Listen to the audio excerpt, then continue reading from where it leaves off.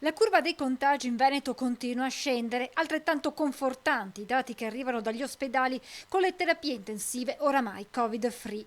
Ma il Veneto guarda i prossimi mesi e chiude in tempi record la gara per i vaccini anti-influenzali, aggiudicate 1.300.000 dosi. Siamo la prima regione d'Italia che ha chiuso la partita con l'aggiudicazione. Questo ci permette di attivare un programma.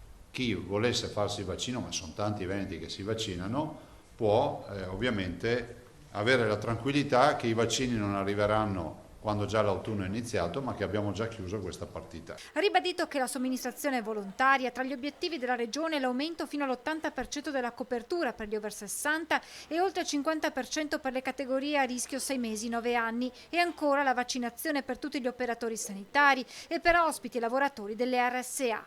Il presidente Zaia ha poi risposto alla Fondazione Gimbe che nel suo monitoraggio settimanale ha segnalato in Lombardia, Campania e Veneto un calo nel numero dei tamponi effettuati superiore a 2000. Noi non abbiamo, la mia risposta è che comunque non abbiamo modificato minimamente il piano, punto.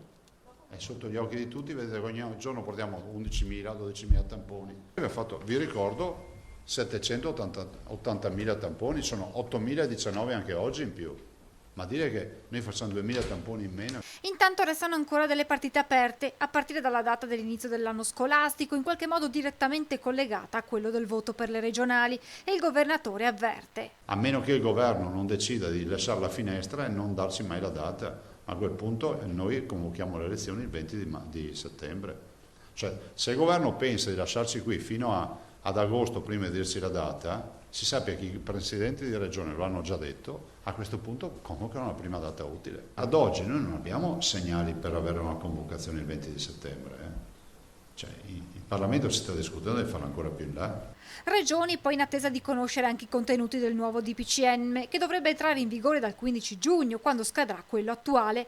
Resta infatti ancora in sospeso la riapertura del settore spettacoli, di cui i governatori hanno discusso nel pomeriggio in videoconferenza. Sembra che il governo voglia procrastinare le aperture addirittura a metà luglio.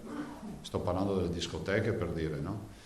E quindi c'è tutto un ragionamento da farci. Altro fronte aperto con il governo è quello legato al corso di medicina a Treviso. Si è aperto un tavolo a livello nazionale per la partita del corso di medicina di Treviso.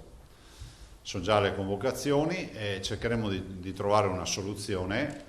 Noi non siamo guerrafondai su questa partita, abbiamo sempre detto che troviamo assurdo che si debba andare avanti la Corte Costituzionale per sancire un principio che a me sembra inviolabile.